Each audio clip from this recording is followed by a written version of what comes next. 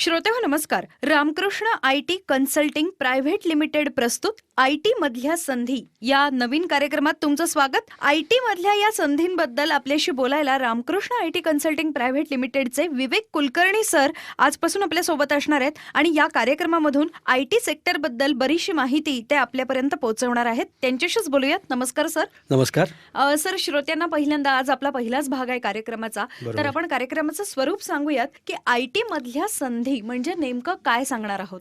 याच्यामध्ये मुख्यतः 4 stake holders आहेत हा.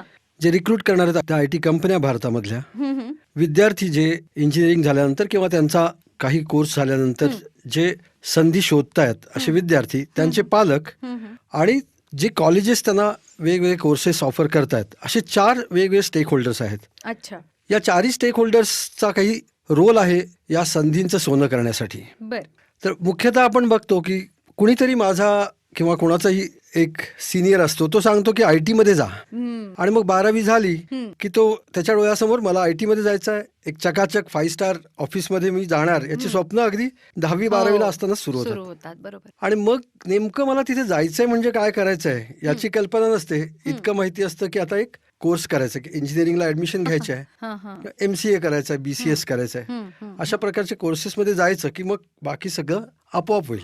बरोबर. आणि नेमकं तिथंच खरं गणित चुकायला सुरुवात होतीये. आणि काही वेळा मग 1,30,000 इंजिनिअरिंगचे विद्यार्थी आणि ह्या सगळ्यांना आयटी मध्ये जाण्याची स्वप्न पडायला लागतात. साधारण 17% विद्यार्थी हे एम्प्लॉयबल आहेत, असं आपला 2016चा सुद्धा नॅशनल एम्प्लॉयबिलिटी सर्व्हे सांगतो. अच्छा. याच्यामधनं असं लक्षात असं येतं की जे इंजिनिअरिंगला ऍडमिशन घेऊन किंवा त्यांच्या इतर कोर्सेसला ऍडमिशन घेऊन जी मुलं बाहेर पडतात, त्यातल्या जर 83% मुलांना जॉब रेडीनेस त्यांचा नाही आहे, तर त्यांच्यासमोर अचानक एक मोठं सरप्राईज येतं की 4 वर्ष तर पूर्ण झाली, किंवा MCA केलं असेल तर 5-6 वर्ष पूर्ण झाली, आणि आता माझ्यासमोर काय. बरोबर. जर मी 4 वर्ष अगोदरच आपल्याला नेमकं मी माझा रेझ्युमे बिल्ड करायचा म्हणजे नेमकं काय करायला हवं की ज्यामुळे माझा ह्या 4 वर्षातच मी स्वतःला एम्प्लॉयबल बनवेन.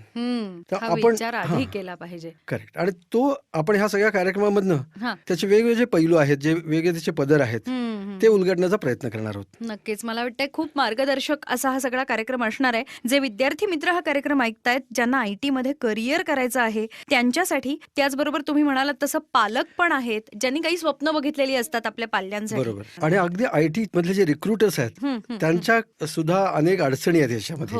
तर आपण सगळ्यांसाठी हा ऍड्रेस करणार आहोत कार्यक्रम. तर मुख्यतः पालकांसाठी जर आपण पाहिलं तर एक बॅकग्राऊंड अशी आहे की संपूर्ण जगामध्ये आज 18 मिलियन डेव्हलपर्स आहेत आणि भारत दुसऱ्या क्रमांकावर आहे. भारत दुसऱ्या क्रमांकावर याचा अर्थच असा आहे की भारत हा आयटी मधला सुपर पॉवर आहे. बरोबर. त्यामुळं आपल्याकडे एक प्रकारची कम्प्लेसन्सी आली आहे की आपण तर सुपर पॉवर आहोत, त्यामुळे आता जॉब नक्की मिळणार. त्यामुळे माझ्या मुलाला मी आयटी मध्ये घातलं आणि फी त्याची भरली की माझं कर्तव्य संपलं. पण प्रत्यक्षामध्ये पालकांनी काही चेकलिस्ट खरं जर नीट पाहिली की बेसिक काही चेकलिस्ट आहे. अच्छा. आता ही चेकलिस्ट नेमकी काय आहे, पालकांनी काय बघितलं पाहिजे आणि विद्यार्थ्यांनी कसं कॉन्सन्ट्रेट केलं पाहिजे, या सगळ्याबद्दल अजून बोलायचं आहे. श्रोते हो, तुम्हाला आयटी मधल्या ट्रेनिंग आणि करिअर काउन्सिलिंगसाठी रामकृष्ण आयटी कन्सल्टिंग प्रायव्हेट लिमिटेडला संपर्क करायचा असेल तर नंबर लिहून घ्या. 9860632616 9860632616. पुन्हा एकदा 9860632616. कुलकर्णी सर, आता तुम्ही सांगत होतात की मग पालकांनी कशा प्रकारे काही गोष्टी लक्षात ठेवल्या पाहिजेत. बरोबर. पहिल्यांदी पालक म्हणून ज्यावेळी आपण ठरवतो की माझ्या मुलाला आयटी मध्ये कोणताही कोर्स करायचा आहे, BE कम्प्युटर सायन्स आहे किंवा BE IT आहे किंवा इव्हन BE इलेक्ट्रॉनिक्स आहे, तसंच BCS ज्याला आपण BSc कम्प्युटर सायन्स म्हणतो किंवा MSc कम्प्युटर सायन्स किंवा BCA आहे, MCA आहे, हे सगळे कोर्सेस चांगले आहेत. पण विशेषतः ज्यावेळी मी ऍडमिशन घेण्याचा विचार करतो त्यावेळी माझ्या मुलाला मी कोणत्या इन्स्टिट्यूटमध्ये ऍडमिशन घेणार आहे त्याचा विचार करताना जी चेकलिस्ट आहे त्याच्यामध्ये मी प्रामुख्याने सजेस्ट करेन की आपण तिथल्या ट्रेनिंग अँड प्लेसमेंट सेलला भेटायला हवं. पहिल्यांदी ट्रेनिंग अँड प्लेसमेंट ऑफिसर हा जो अधिकारी कॉलेजने नेमलेला असतो तो आपल्याला नेमकेपणाने सांगू शकेल की गेल्या 5 वर्षामध्ये त्या कॉलेजनी किती जणांना प्लेसमेंट दिली आहे, कोणकोणत्या कंपन्या त्या कॉलेजवरती येत आहेत. त्याच्यावरून साधारण अंदाज येतो की मग या कॉलेजचं आयटी इंडस्ट्रीमधलं स्टँडिंग काय आहे. दुसरा प्रश्न असू शकतो की कॉलेजच्या इन्फ्रास्ट्रक्चरवर न भाळता, कारण बऱ्याचदा हल्ली आपण पाहतो की कॉलेजमध्ये आलो की आपण एका मोठ्या 5 स्टार हॉटेलमध्ये आलो असा प्रश्न पडावा. खरंय. इतकं सुंदर इन्फ्रास्ट्रक्चर कॉलेजचं असतं. पण केवळ कॉलेजचं इन्फ्रास्ट्रक्चर असं न पाहता आपण पाहायला हवं की त्या कॉलेजमध्ये एखादं एम्प्लॉयबिलिटी स्किल डेव्हलपमेंट सेंटर चालतं का, कॉलेजने कोणत्या कोणत्या कंपन्यांना ऍक्टिव्हली इन्व्हॉल्व्ह केलेलं आहे. म्हणजे काही कॉलेजमध्ये आपण गेलो तर तिथे आपल्याला बोर्ड दिसतात काही कंपन्यांचे, कुठल्या कुठल्या कंपन्या इथे प्लेसमेंटसाठी येतात किंवा त्यांचे एक्सलन्स सेंटर्स असतात, ज्याला आपण टेक्नॉलॉजी कॉम्पिटन्सी सेंटर म्हणतो किंवा एम्प्लॉयबिलिटी स्किल डेव्हलपमेंट सेंटर म्हणतो. आणि हल्ली सरकारी माध्यमातून आपण ज्याला CSR ऍक्टिव्हिटी मध्ये पाहिलं की या कंपन्यांना आता इव्हन CSR स्पेंडिंग हे स्किल डेव्हलपमेंटसाठी करता येतं. म्हणून आता काही कंपन्यांनी सुरुवात केली आहे की कॉलेज कॅम्पसमध्येच एम्प्लॉयबिलिटी बिल्ड करणं, की ज्या योगे त्या कंपन्यांचा ब्रँड बिल्ड होतो कॉलेजमध्ये.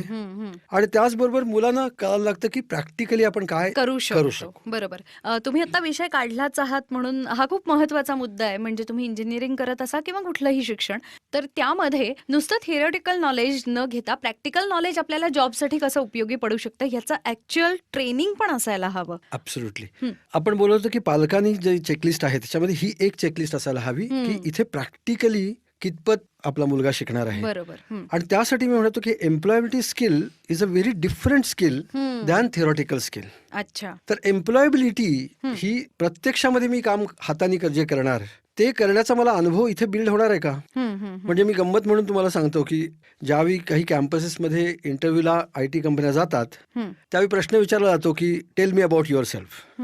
आणि याच्यामध्ये मुलांची उत्तरं असतात की मी फ्रेशर आहे, मला काही अनुभव नाही. पण वय वर्ष 21ला जर मला अनुभव नाही असं आपण सांगणार असू तर मग गेली 4 वर्ष आपण अनुभव का नाही घेतला. तर ही जी 4 वर्ष मिळतात किंवा 6 वर्ष मिळतात कोर्सप्रमाणे, याच्यामध्ये कॉलेजचा फोकस आहे का की प्रॅक्टिकल एक्सपिरियन्स बेस्ड लर्निंग हा कॉलेजचा फोकस आहे का हे बघणं फार गरजेचं आहे. अच्छा. म्हणजे जर मी माझ्या मार्कांवरती गेलो तर थिअरॉटिकली मला मार्क मिळालेले असतात. बरोबर. पण प्रॅक्टिकली ते मी नॉलेजेबल झालोय की नाही. करेक्ट. म्हणजे आता उदाहरण द्यायचं झालं तर जसं जगातली सर्वात मोठी कंपनी आपल्या सगळ्यांना IT मधली माहिती आहे, तर त्या कंपनीचा जो फाउंडर आहे याच्याकडे कोणत्याही प्रकारची डिग्री नव्हती. आणि बहुतेकांना त्यांचं नाव माहिती आहे, ज्याला आपण स्टीव्ह जॉब्स म्हणून नुकतेच 2 वर्षापूर्वी ते गेले. तर हा माणूस एक अनाथ मुलगा होता. अडॉप्ट केलेल्या आई बाबांनी त्याला सांगितलं होतं की आम्हाला तुला हायस्कूल पर्यंत शिकवता येईल. पण ह्याची लालसा इतकी ज्ञानाची की यांनी कॉलेजच्या डॉर्मेटरीमध्ये रात्रीच्या वेळी जाऊन राहायचं आणि तिथल्या रेक्टरची नजर चुकून पहाटेच्या वेळी निघून जायचं आणि मित्रांच्या मदतीने फक्त नोट्सवरती, कारण त्याला कॉलेजची फी परवडणारी नव्हती. असा हा मुलगा जगातला सर्वात मोठा IT मधला एक आयकॉन आहे. आणि त्यांनी काय केलं ह्याची एक फार गमतीदार गोष्ट त्याच्याच आत्मचरित्रामध्ये आहे. आणि त्यानं ठरवलं की आपण इलेक्ट्रॉनिक्स शिकायचं आपल्याला, तर शिकायचं म्हणजे इलेक्ट्रॉनिक गॅजेट्स बनवू.